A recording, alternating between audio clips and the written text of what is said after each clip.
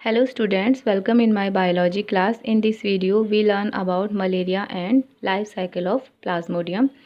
इस वीडियो में हम मलेरिया रोग और उसको फैलाने वाले परजीवी प्लाज्मोडियम के जीवन चक्र के बारे में जानेंगे। प्लाज्मोडियम जो कि मलेरिया रोग का परजीवी है और इसका वाहक मादा एनाफिलिस मच्छर होता है। मादा एनाफिलिस मच्छर के द्वारा ही यह एक व्यक्ति से दूसरे व्यक्ति तक पहुंचाया जाता है और सभी व्यक्तियों को संक्रमित किया जाता है मलेरिया के रोग से। मलेरिया के परजीवी का वाहक मादा एनाफिलिस मच्छर है। इसके काटने पर मलेरिया के परजीवी लाल रक्त कोशिकाओं में प्रवेश कर जाते हैं। वहाँ यह वृद्धि, विभाजन और गुणन करते हैं। उसके बाद होमोज़ोइट्स का निर्माण होता है। इसके बनने से चक्कर आना, सांस फूलना आदि समस्याएं देखने को मिलती हैं। इसके अलावा विशिष्ट लक्षण जैसे बुखार, सर्दी, उबकाई, जुखाम जैसी अनुभूति भी होती है। गंभीर मामलों में व्यक्ति को मूर्छा भी हो सकती है और संक्रमण अधिक बढ़ जाने पर व्यक्ति की मृत्यु भी हो सकती है। मलेरिया रोग से मरने वालों की संख्या हर वर्ष कई हजार तक हो जाती है। मलेरिया सबसे प्रचलित संक्रामक रोगों में से एक है तथा भयंकर जन स्वास्थ्य समस्या है। यह रोग प्लाज्मोडियम गण के प्रोटोजोआ परजीवी के माध्यम से फैलता है। केवल 4 प्रकार के प्लाज्मोडियम परजीवी मनुष्य को प्रभावित करते हैं। इनमें से सर्वाधिक खतरनाक हैं Plasmodium falciparum, Plasmodium vivax, Plasmodium oval और प्लाज्मोडियम मलेरिये। यही 4 प्रजातियां मनुष्य में मलेरिया रोग के वाहक परजीवी हैं और मलेरिया रोग फैलाती हैं। प्लाज्मोडियम का जीवन चक्र मनुष्य को मादा एनाफिलिस मच्छर के काटने पर स्पोरोजोइट्स के रूप में प्लाज्मोडियम मानव शरीर के अंदर प्रवेश करते हैं। यह परजीवी मानव शरीर की यकृत कोशिकाओं व लाल रक्त कणिकाओं में गुणन करते हैं। ऐसी दशा में हीमोजोइट्स बनते हैं जिससे कपकपी, ठिठुरन और ज्वर की अनुभूति होती है। यहाँ पर आपको एक चार्ट में दिख रहा है कि कैसे मच्छर से इन्फेक्शन व्यक्ति में और उसके बाद फिर पुनः मच्छर में जा रहा है, फिर मच्छर, यह चक्र निरंतर चलता रहता है। मादा एनाफिलिस जब किसी संक्रमित व्यक्ति को काटती है तो मनुष्य में पल रहे परजीवी मच्छर में गैमेटोसाइट के रूप में प्रवेश कर जाते हैं। इस प्रकार शेष परिवर्धन मच्छर में होता है। गैमेटोसाइट के युग्मन से मच्छर के शरीर के अंदर युग्मनज का निर्माण होता है। उसके बाद युग्मनज वृद्धि और विभाजन के द्वारा स्पोरोजोइट्स का निर्माण करता है और यह स्पोरोजोइट मनुष्य की लार ग्रंथियों से होते हुए फिर पुनः दूसरे व्यक्ति को संक्रमित करते हैं। स्पोरोजोइट्स ही वह अवस्था है जो कि मनुष्य में पहुंचती है। उसके बाद स्पोरोजोइट्स के बाद इसका वृद्धि, विभाजन और गुणन जो भी है वो मनुष्य के शरीर में होता है। इस प्रकार मलेरिया परजीवी का चक्र चलता रहता है और यह एक व्यक्ति से दूसरे व्यक्ति में फैलता रहता है।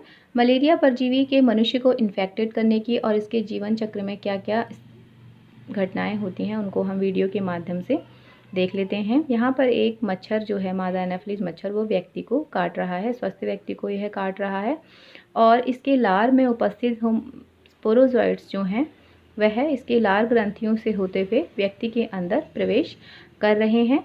मनुष्य के अंदर प्रवेश करने के बाद यह सबसे पहले उसके लीवर को, यकृत को प्रभावित करते हैं। लीवर को इन्फेक्टेड करने के बाद यह उसके अंदर वृद्धि, विभाजन और एसेक्सुअल रिप्रोडक्शन के द्वारा अपनी संख्या में वृद्धि करते हैं।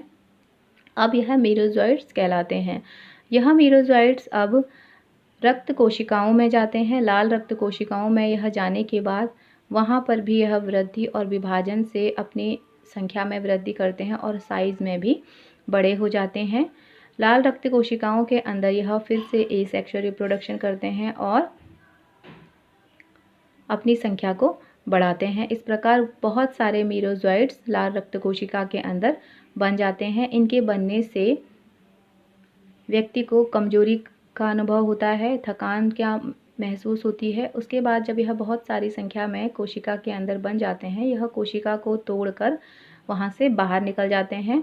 इसी प्रकार यह बहुत सारी रक्त कोशिकाओं को संक्रमित कर देते हैं और उनके अंदर गुणन करके संख्या बढ़ाते हैं और उसके बाद कोशिका को तोड़कर वहाँ से ये बाहर निकल जाते हैं। इस प्रकार अनेक रक्त कोशिकाओं को ये नष्ट करते हैं जिससे कि अरक्तता या एनीमिया जैसी स्थिति उत्पन्न हो जाती है। यह मीरोजोइट्स वृद्धि और विभाजन करके मेल और फीमेल गैमेटोसाइट का निर्माण करते हैं और यह गैमेटोसाइट फिर मच्छर के शरीर के अंदर प्रवेश करके वहाँ पर इनमें फर्टिलाइजेशन होता है। अगर इस इन्फेक्टेड व्यक्ति को इस स्थिति में कोई मच्छर काटता है तो ये दोनों मेल और फीमेल गैमेटोसाइट उसके शरीर के मच्छर के शरीर के अंदर प्रवेश कर जाते हैं और वहाँ पर फर्टिलाइजेशन के बाद oocytes का निर्माण होता है। oocyte फिर वृद्धि करके विभाजन करके होमोजॉइड्स का निर्माण करते हैं और यही वह स्थिति है जब यह मनुष्य को संक्रमित करते हैं। अब यह होमोजॉइड फिर से मच्छर की लार ग्रंथियों में पहुंच जाते हैं और उसके बाद यह फिर से अगर मच्छर किसी मनुष्य को काटता है तो यह मनुष्य में संक्रमित हो जाते हैं। यहाँ पर एक फ्लो चार्ट में आपको दिख रहा है कि पहला वेक्टर जो है मच्छर है, उसके बाद वह किसे एक महिला को इन्फेक्टेड कर रहा है। यह पुरुष को भी कर सकता है लेकिन यहाँ पर हमने महिला का एग्जाम्पल लिया है। महिला को इन्फेक्टेड करने के बाद यह उसके लीवर और ब्लड को इन्फेक्टेड कर रहा है। अगर महिला गर्भवती है तो यह उसके फीटस को भी इन्फेक्टेड करेगा। ब्लड में इन्फेक्शन होने के बाद फिर से अगर कोई मच्छर इस व्यक्ति को या महिला को काटता है तो यह जो उसकी मेल और फीमेल गैमेटोसाइट वाली अवस्था जो ब्लड कोशिकाओं के अंदर बन जाती है वह मच्छर के शरीर में प्रवेश कर जाती है। उसके बाद इसका परिवर्तन मच्छर के शरीर के अंदर होता है और होमोजॉइड्स अवस्था में यह पुनः दूसरे व्यक्ति में संक्रमित हो जाते हैं। इस प्रकार उस व्यक्ति से फिर दूसरे व्यक्ति में, इस प्रकार इसका पूरा जीवन चक्र चलता रहता है। मलेरिया रोग के लक्षण और सावधानियाँ। मलेरिया रोग होने पर सिर में दर्द शुरू हो जाता है, रोगी का जी मिचलाने लगता है, साथ साथ उल्टियाँ भी आने लगती हैं। सर्दी लगने के साथ साथ तेज बुखार चढ़ता है। रोग से बचाव हेतु मलेरिया फैलने के मौसम में प्रतिदिन 300 mg कुनैन प्रतिदिन सेवन करना चाहिए। पानी को उबाल कर पीना चाहिए। सब्जियों और फलों को भली प्रकार से धोकर ही खाना चाहिए। आसपास घर के पानी को ठहरने नहीं देना चाहिए।